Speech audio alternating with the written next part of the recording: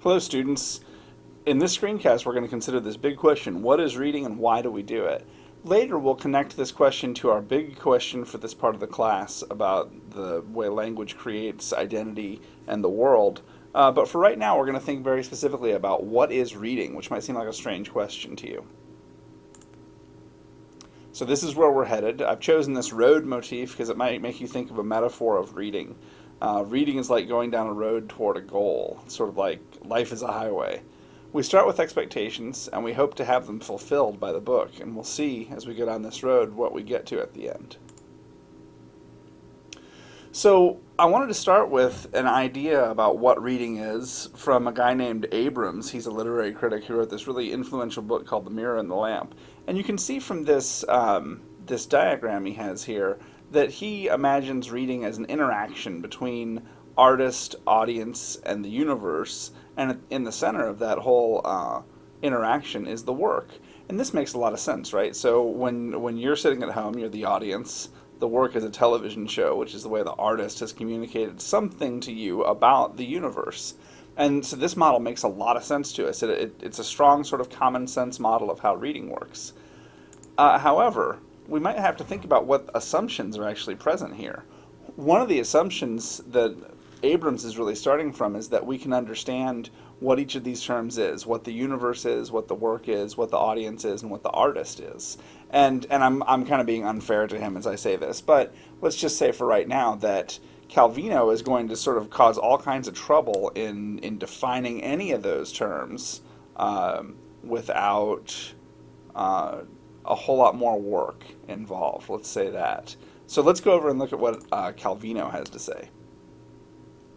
So, Calvino's approach, what is he doing? Well, he's kind of like questioning all the givens that Abrams starts from. So, meaning is contextual, but context is potentially infinite. So all that means is the meaning of the work isn't contained within the work, but once we've said that, we might find that we actually can't sort of get the genie back into the bottle, so to speak. We can't sort of track meaning down very easily. So the way the first chapter of the book does this is it presents us with the physical conditions of reading, right? There's all this sort of humorous stuff about getting a comfortable spot to read in and telling people to turn the television down in the other room and all of that business. Calvino wants you to think about, well, what is reading physically? So, right, we've got this idea. Meaning is contextual. All that stuff matters, but context may be infinite.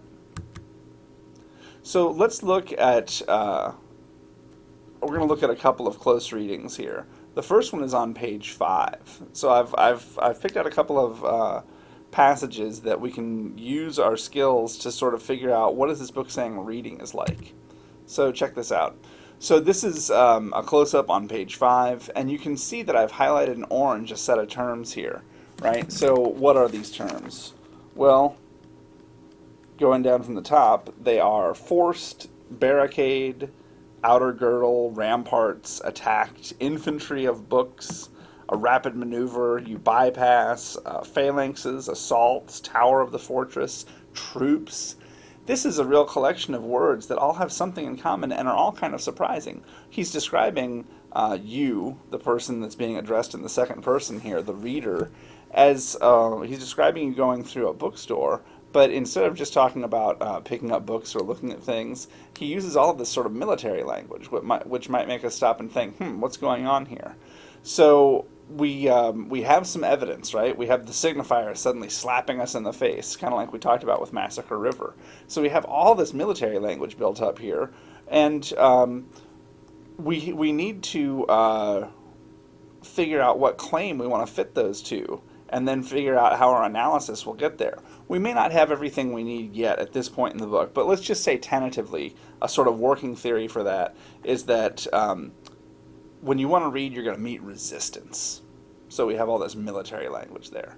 Let's jump over to another little section we should look at closely, pages 8 and 9.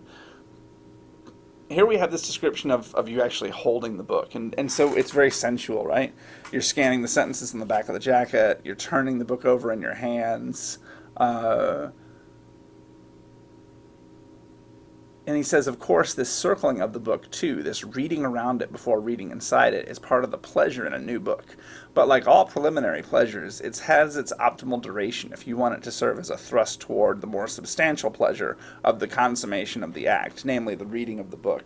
And here I've particularly highlighted the phrase consummation of the act, which is a pretty sexually charged set of words to use in this context. So another question, what is reading like? Well, reading is going to be paralleled with sex for Calvino. And so we'll see where that goes.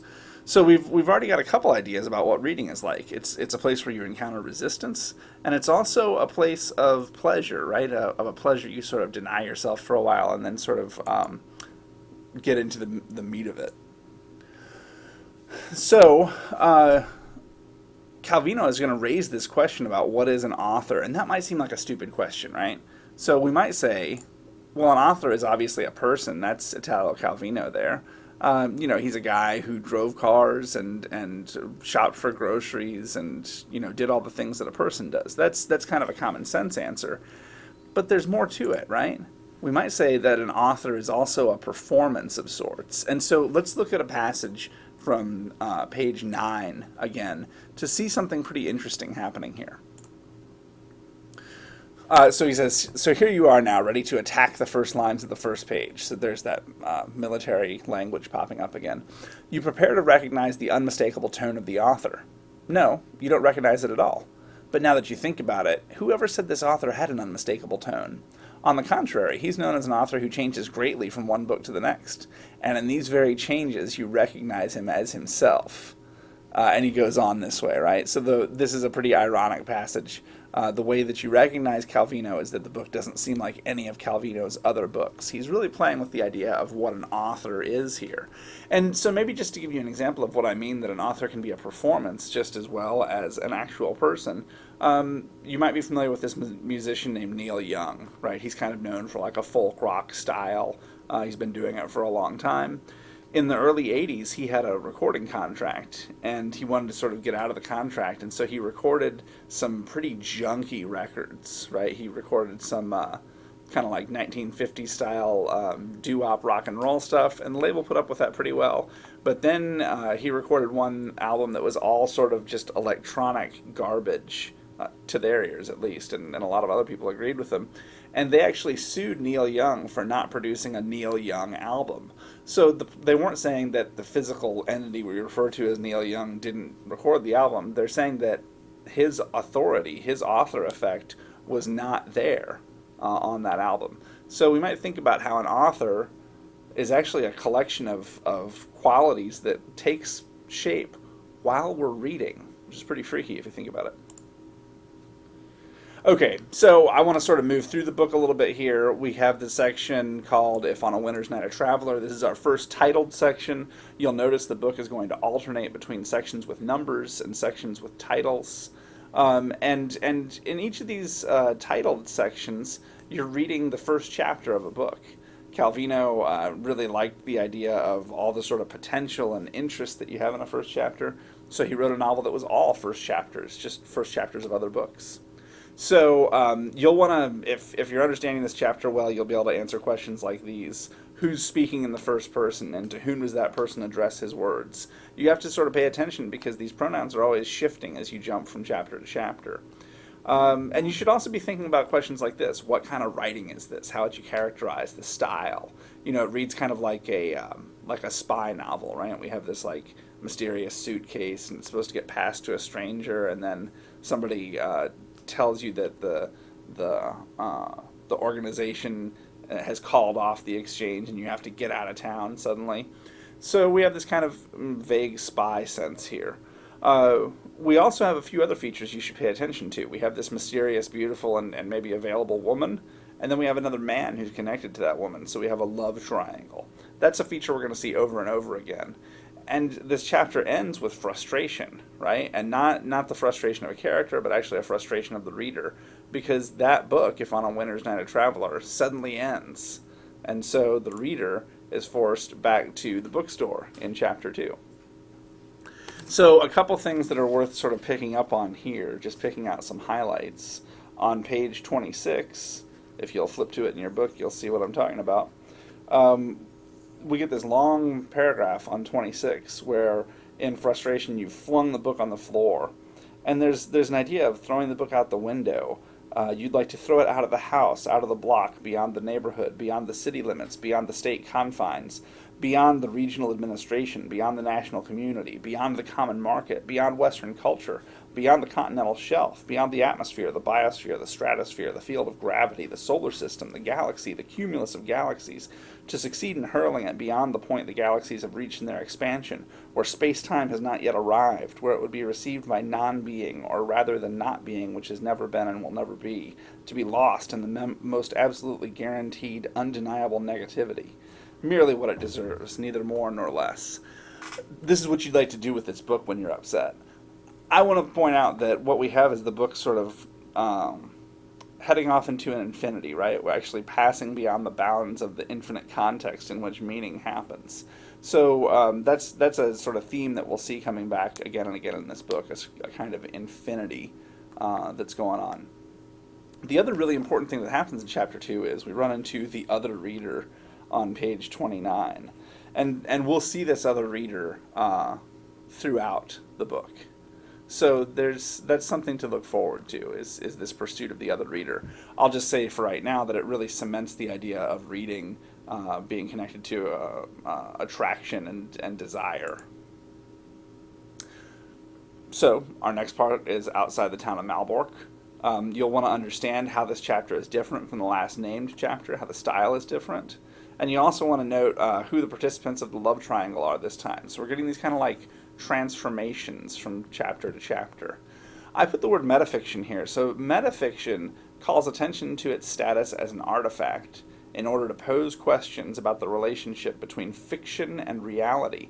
And remember Abrams' diagram here. He's asking about that sort of top arrow between work and the universe. In providing a critique of their own methods of construction, metafiction not only examines the fundamental structures of narrative fiction, but it also explores the possible fictionality of the world outside the literary fictional text. And that's what we're going to see in this book, is that the numbered chapters and the named chapters are going to start sort of crashing into one another. So that's something to keep your eye on as the book progresses. So we get to chapter 3. And again, if you're paying attention as you read, you should be able to answer a question like, what happens to the Polish novel that replaced the first one you were reading? And maybe even more importantly, what happens when you try to call Ludmila? Instead of getting Ludmila, you get Lotaria on the phone, who turns out to be her sister, who has some important differences from Ludmila. But we'll see this kind of pattern where one thing gets substituted for another. And this is another place where we see that desire and reading are being paralleled in the text. So the thing that you want oftentimes turns out to be something besides what it seemed to be. Okay, so at this point, I want you to go to Blackboard, look under course content, and there'll be a brief writing assignment on the first section of this novel. And I want you to complete that writing assignment before Sunday at 11:59 p.m. So keep reading Calvino, and remember, it's going to be turtles all the way down. And if you don't know what that phrase means, you should Google it. And I will see you all on Tuesday. Have a good weekend, and please let me know if you have any questions.